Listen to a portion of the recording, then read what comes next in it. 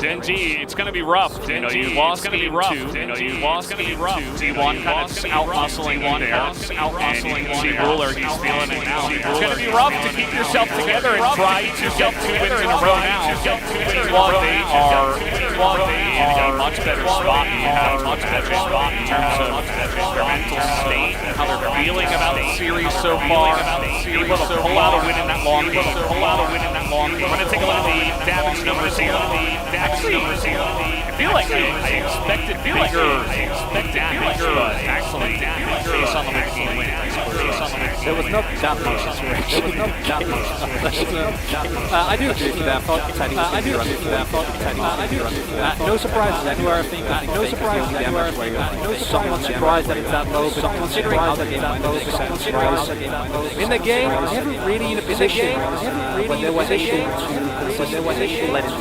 So there you have it. T1 take game number 3 and bring us to match point for T1. Can Genji win 2 in a row? Or will T1 be going up against Dalmonkia in the LCK Summer Finals? We'll find out after this break.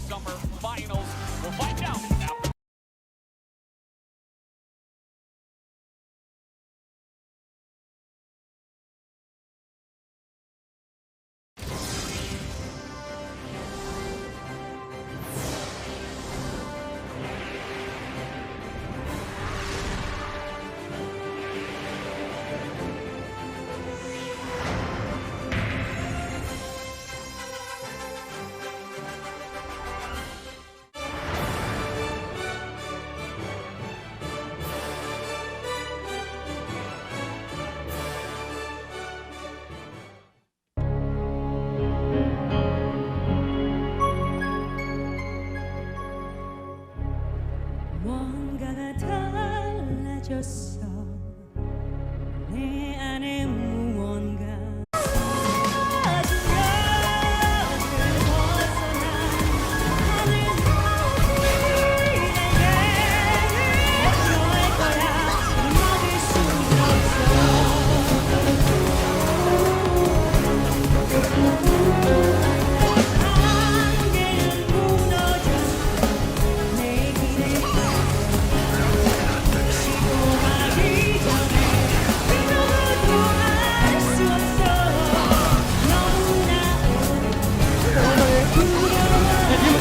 오케이. 천천히.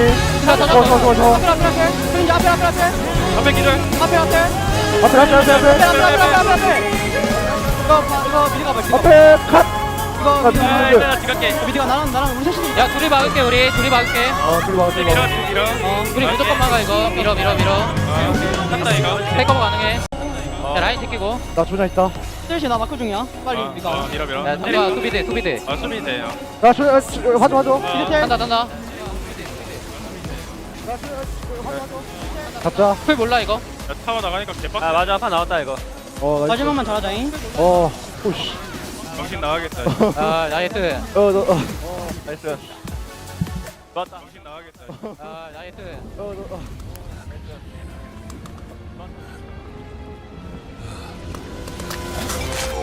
Thieving little devil. Port! Get the food out! Double quick, sir. Here you are, sir. Bugger. Sorry, sir. Cursed arm. Yep, picked a mage's pocket. He gave me the all. Double quick, ma'am. Pardon. Dodgy arm. Sorry, curse. There are 2 sides to every transaction. Your curse is his. His profit, sir. Would you like to be free, Mort? Never again to feel the sting of your accursed deformity? You can do this. My dear Mort, there is life, there is death, and there is me.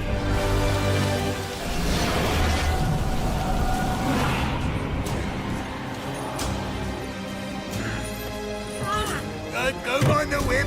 Just a little ribbing between friends.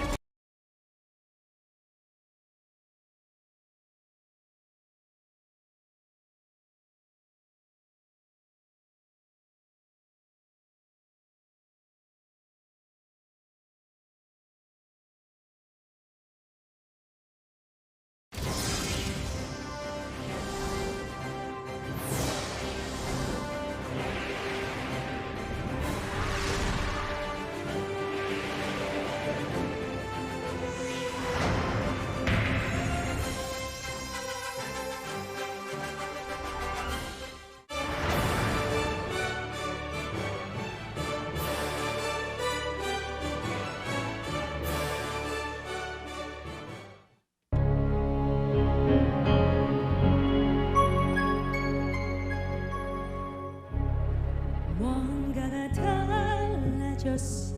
T1 is now on a match point over Genji. They are turning the tide around with this back-to-back victory. BDD managed to get his Syndra map over the map, but T1 had the presence of mind to just fight around on the top lane. Had it not for that Braum joining the fight, this could have been a very one-sided victory for Genji. On the other side of the map, Genji decided to punish those kind of a rotation of T1, so they were able to get a kill onto the Jinx, and also Aphelios was taking down turrets by himself. However, Camille was not able to come online. Even in the late games, Genji was in a rush to force any kind of a play to call and draw the attention of the T1 members. When T1 was rotating towards that Baron, they were always very cautious because of the potential flank angle of Camille. Camille couldn't really find any meaningful flank angle in this team fight, and then Thresh, his lantern is a two-seater, you know. Only him and the other teammate can take the lantern, and it was Syndra, which means the rest of the teammates were stuck in the Baron's pit. And BDD was so desperate to get a kill onto Teddy, so he even commits his flash, but Teddy also flashed away and survived after even taking that Syndra ult damage. And as the fight got extended, this was a very favorable team fight for T1 with the Jinx alive. The way T1 reacted, it was so on point. Genji, they did look for a play around that major objective, but they didn't have enough surrounding and setup or any way out after they failed the play. Look for a play around that major objective, but they didn't have enough. Teddy will pick up the POG on Jinx. We all had our eye on this AD carry player because we were so afraid that this champion, and piloted by Teddy, will be such a monster in the late game. And Camille got denied for so many times in this game. Rascal was looking for some life still with the W skill, but Teddy was so good at just punishing that slight overextension of Rascal.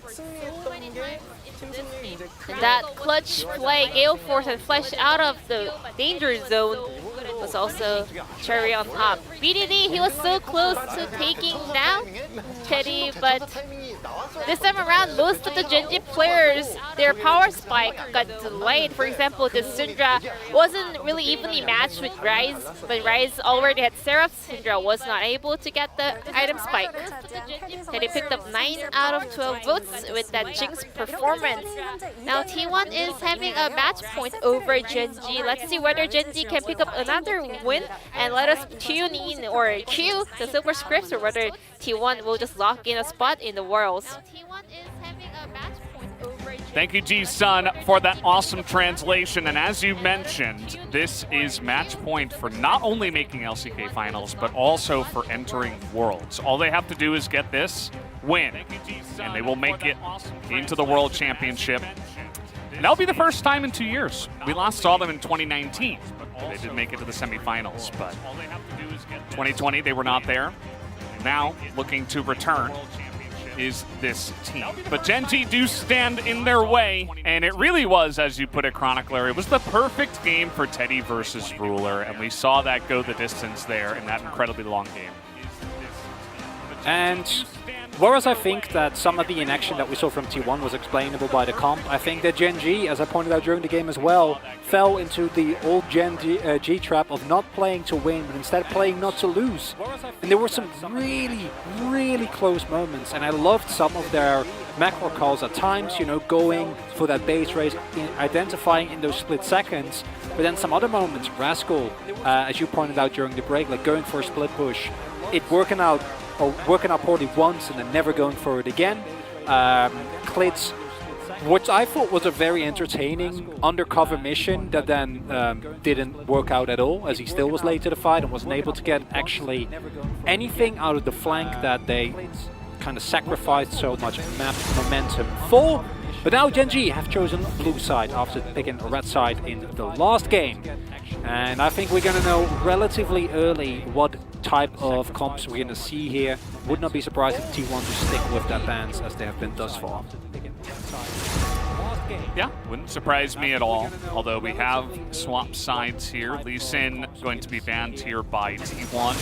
So definitely a departure from what they were banning when they were on the red side for the first time. A lot more focus on the top side of the map. A lot of picks open for Ruler now this time around. And I wouldn't mind a fresh first pick here. I think fresh first pick did not. Oh. Picks open for Ruler now this time around. I don't know about that one. Oh, that's a gauntlet. That's Rascal saying, guys, my Camille wasn't what I wanted to make work, and I'm gonna try it again. I'm gonna do better. Like, I don't know why else you would first pick it, because I think the Camille is a great pick. But knowing T1, they would have just gone for the Gnar again, right? Like, you don't have to first pick this. You give Camille is a great pick. But knowing T1, they would have just gone for the Gnar again, right? Like, you don't have to first pick this. You give over the Rise again that T1 have shown that they absolutely love. Instead, it's going to be the Cannon, which is a pick that I think is a much better matchup. Oh, man. Oh, here we go. Okay. They went into the booth after that game. They're like, no. Well, just screw it, guys. We're just jumping in at them. Honestly, no more of this range. And no. Whatever that scaling word is. Azir was up. Although they do have a decent. No, they do. They do. Scaling. But the crazy thing about this composition is obviously that after last game, I am... Oh my god, that's so good as well. I am moderately worried for what Gen G is actually going to do with this composition. Because this comp, as Dom and Kia have shown us repeatedly, Nongshim also at times, it can win games, no matter the game state. That combo, Yasuo, Diana, is revolting. Add a Camille to it as well, and it's even more. Backline dive, I think a Kai'Sa ban would be very strong choice here from T1. Kai'Sa Kalista. Yeah. Because I don't by Gen G. Yeah, that's interesting. But I love the Olaf as well. I think that the counter to Diana is bullying her in the early game. Olaf is a pick that can most definitely do that. And you're expected to have prio on your top side and in mid as well. So double prio solo lanes mean that Ona should be able to run this map. And running the map is a good way to get these picks from Gen G on the back foot. Because if Gen G ever find the lead, I think you're going to have a horrible time as Gen G. Because you're not going to be able to do the one thing that you're good at, which is actually fight. And then yes, the wombo combo is still there, but look at what T1 so far have drafted. Like, trying to get this combo into a Cannon, a immune to CC Olaf and a Rise is already a lot harder. And if they look in something like an Ezreal here as well, like Ezreal Braum would be very hard to play into, so I wouldn't mind a Braum ban. Instead it's going to be the Varus, which honestly, that's interesting to me, because I can't imagine, and that really, to me, signals that surely this is Kai'Sa. Right, like especially with the Ezreal pickup. Oh. Well, it's not Xayah. No, I mean it is Gen G. I can see it. I can see them do it. He's playing it to Olaf and Cannon. Oh yeah. It's full speed ahead. I mean, you just locked Camille, Diana, Yasuo. What? Okay, that's Gen G. As you can, everyone can hear the disappointment in Valdez's voice, and I think I would have much preferred to see. But it's going to be Camille Rakan, isn't it? That actually makes a ton of sense. Why is Live smiling? Because it's Camille Rakan. Xayah Rakan. Okay. Yeah. It's Xayah Rakan. It's the lovers duo in the bot lane. And okay, I think with this knowledge, the Xayah, while I still would have much preferred to see like Kai'Sa Naut or Kai'Sa Leona, it makes it a little bit more palpable to me, because there's two things that the bot lane provides you. Obviously, together they're a lot stronger. And secondly, Rakan and Yasuo have a great time together. So that's something. Sure. On the flip side, I do think that Gen G is going to have prio only in bot. I think that the top lanes are going to get shoved in very, very hard. And I expect Ona to run this map early. However, if you can get to 6, and T1 opts into flipping at Herald again, and Gen G can snowball this game, I don't think there's that much that T1 can do. I think that once you fall behind with this composition, Genji's gonna run you down, but it is very high risk. And I think T1, if they can read this game plan and plan accordingly, make sure that they actually punish the Diana early on, get some early objectives, try and maybe invade, set them on the back foot early on so that when the combo does land, it doesn't actually provide you with that much. T1 should be fine and clinching in the free one-hit, but this comp from Genji, the terror is there. It's crazy to me that they do this in this position, right? I mean, they're down a game, it's on match point for the enemy team, and No, I get it. you totally change up your play style. I get it. You honestly pull out a totally new strategy. I think it's good. I think what this is Genji, if this works, right? Because if it doesn't work, then it was a Hail Mary that clearly not working out whatsoever. But I think the biggest criticism of Genji always has been that in these situations, we expect them to go for like Azir Jinx, right? I was saying fresh pick and then don't look like, that's what you expected. Azir Jinx every single time. Azir was open, not picked. Jinx was open, they don't care. Honestly, still would have preferred to see the Kai'Sa, but we're gonna let it go. See how Genji can play this one out. And we're invading. We're even invading. Here we go. We're gonna get the flash out of Faker. And that is a really nice start. Might allow you a little bit more room in that mid lane for BDD. How Genji can play this one out. Oh, if only BDD gone for Ignite. No, I'm kidding. Teleport obviously much better as we look at the runes across the board. Teleport Ignite. That's the real play. Then you can take both. It's not top lane, Valdez. It would make me happy, but I don't think it would have been the right call. And in the end, that's what we got to go for. A lot of overheal on Genji's side, clearly deciding, no, we're going to be fine in the late game. Water walking for Faker, which makes sense considering how he does play his Rise. Very roam-oriented. Khan as a Scorcher, and to be honest, I don't even, if this is a low-tempo early game, I don't even know who I'd give it to. Because I feel like the Genji comp is extremely all-in, but it does actually, it does actually skill very well, right? If you look at the individual champions, just don't know if into the T1 comp you're really ever going to be able to execute on it, as we do see Leashless start coming through from Klid, meaning was already expected. Alistair level 1, incredibly weak. That Ruler and Life are going to take control of this Wave level 1, but now confirmed as well. Yeah, they're going to have a fun time. Basically, Teddy just has to sit back and try to farm up and get through the early game and just chill out. I wouldn't expect too much action down here. No, I mean, they both went for exhaust as well, right? And Teddy went for teleport, which I really like, considering how this matchup should play out with. Obviously, the Zyra Khan are going to have the shot, but you're not really ever at any threat with the amount of survivability that you have, especially in post 6 when Honestly gets his Unbreakable Will, but even before that, Teddy is going to be just fine. And look at the top side, because I want to see to what extent Owner is able to get something done early. If that doesn't happen at all, I say Klid. Klid? Yes, of course, the level 3 Diana gank. What else would you go for, Chronicler? Yeah, honestly, I don't hate it. You know, maybe if Faker makes a mistake, there's PDD. Sad B. The one downside of this... That's Angry B. Oh, yeah. That's getting my Feisty B. Feisty B? Yeah, that's official name. I don't actually know the official name. I'd imagine it's just Angry B. My emote game, unfortunately, my knowledge of the emote's not as up to par as it should be. So I still just use the generic emote. On my EU account, I have this CJ Antos emote, and I have one very dear. He's actually going topside. Okay, and now Owner. Here he's got BDD with him, but the Smite win means that Owner's like, okay. Well, I cleared out my entire jungle. You have 4 camps cleared. Yeah, it's very greedy what we see there from Klid, because it makes some sense.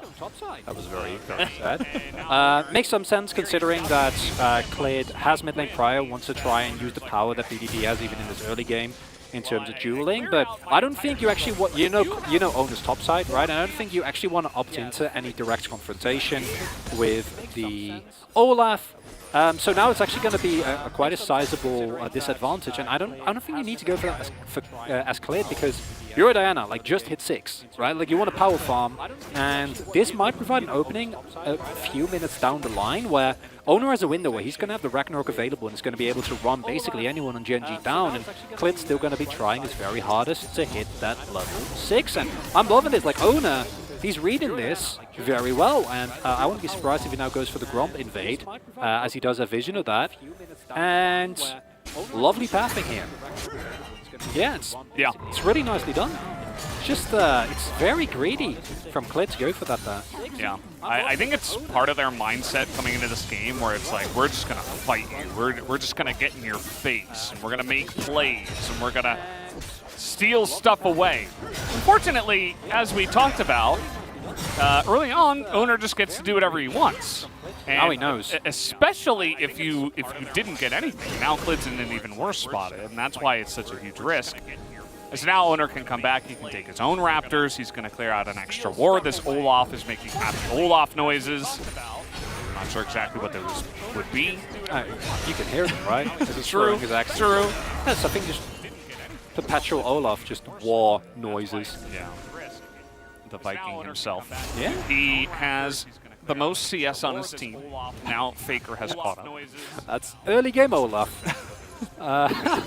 Not necessarily a champion you think of when you think about farming monsters, but especially in the early game. Obviously the tempo he's able to generate, just not through the threat that he provides when it comes to 1v1ing, but also the ability to out-tempo the enemy jungler, especially as this is a patch where, of course, Clid not feeling as strong in the early game when it comes to clearing his jungle, as it was the case in the past.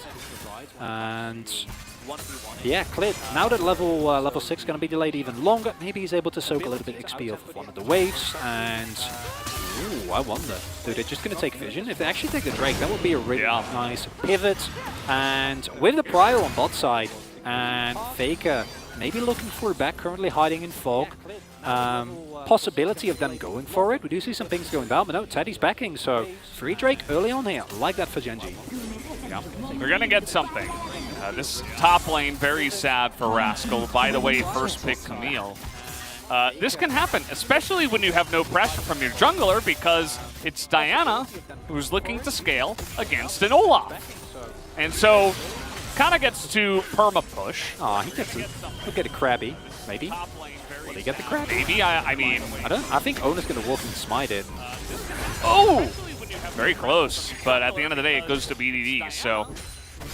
Yeah, that's okay, but I think Rascal's really hungry for some crab meat, Valdez. Not today. He didn't get his Krabby. What? Guess who's in the top jungle again? This is... You just don't get to be here. And Rascal doesn't get the lane. Well, at least you can go for an invade on bot side with the lack of pressure that's there. I do think that carry out should get spotted on mid there, but I actually think that works out. I think you get invaded. The fortunate part is that everyone on Genji is sure that this can happen. We need to watch this. Yeah, Owner's here. He has Ghost. But, you know, an even trade and kind of zoning you off the wave. Big win for T1. Huge win. Even the blue buff almost got stolen away, but of course,